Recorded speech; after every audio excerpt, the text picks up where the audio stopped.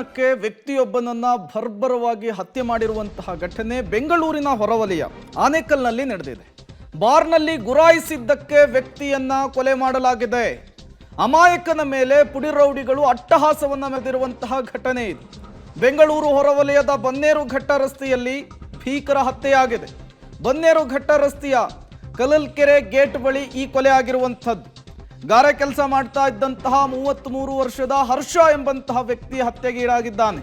ಕಲಬುರಗಿಯಿಂದ ಬಂದು ಗಾರೆ ಕೆಲಸ ಮಾಡ್ತಾ ಇದ್ದ ಹರ್ಷ ಬಾರ್ಗೆ ಹೋಗಿದ್ದ. ಈ ಸಂದರ್ಭದಲ್ಲಿ ಗುರಾಯಿಸ್ತಿದೆಯಾ ಅಂಥೇಳಿ ಏಕಾಏಕಿಯಾಗಿ ಪುಡಿ ರೌಡಿಗಳ ಗುಂಪೊಂದು ಆತನ ಮೇಲೆ ಎರಗಿ ಬಿದ್ದಿರುವಂಥದ್ದು, ಮನಸ್ಸೋ ಇಚ್ಛೆ ಹಲ್ಲೆ ಮಾಡಿರುವಂಥದ್ದು.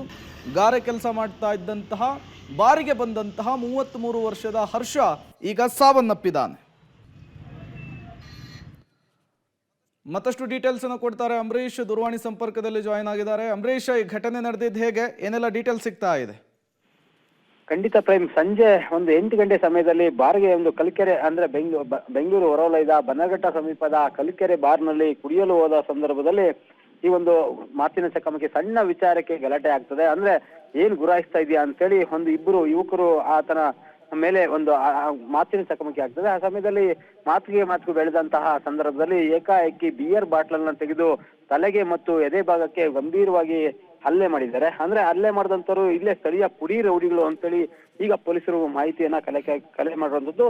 ಇನ್ನು ಕೊಲೆಯಾದಂತಹ ಹರ್ಷ ಅಂತೇಳಿ 33 ವರ್ಷದ ಯುವಕ, ಗುಲ್ಬರ್ಗಾ ಮೂಲದವನು. ಹಾಗಾಗಿ ಈಗಾಗಲೇ ಸಂಪೂರ್ಣವಾಗಿ ಆತ ಇಲ್ಲೇ ಬನ್ನಘಟ್ಟ ಸಮೀಪದ ಸಿಕೆ ಪಾಳ್ಯದಲ್ಲಿ ವಾಸ ಮಾಡ್ಕೊಂಡಿರ್ತಾನೆ.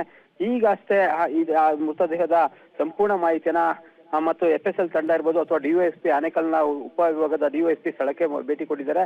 ಈಗಾಗಲೇ ಆರೋಪಿಗಳು ಯಾರು ಮಾಡಿದ್ದಾರೆ ಅಂತೇಳಿ ಈಗಾಗಲೇ ಪೊಲೀಸರು ಅಲ್ಲಿನ CC ಕ್ಯಾಮೆರಾಗಳನ್ನ ಪರಿಶೀಲನೆ ಮಾಡಿದಾಗ ಸ್ಥಳೀಯ ಯುವಕರು ಅಂತ ಗೊತ್ತಾಗಿದೆ. ಇವರು ಇತ್ತೀಚೆಗೆ ಬಾರ್ಗಳಲ್ಲಿ ಈ ಸಣ್ಣ ಪುಟ್ಟ ಗಲಾಟೆಗಳು ಮಾಡ್ಕೊಂಡು ಪುಡಿ ರೌಡಿಗಳ ರೀತಿ ಅಮಾಯಕರ ಮೇಲೆ ಹಲ್ಲೆ ಮಾಡ್ಕೊಂಡು ಕಾಲ ಕಳೀತಾ ಇದ್ರು. ಹಾಗಾಗಿ ಈಗ ಆ ಪುಡಿ ರೌಡಿಗಳ ಬಲೆಗಾಗಿ ವಿಶೇಷ ತಂಡವನ್ನು ರಚನೆ ಮಾಡಿ ಬಲೆ ಬೀಸಿರುವಂತದ್ದು.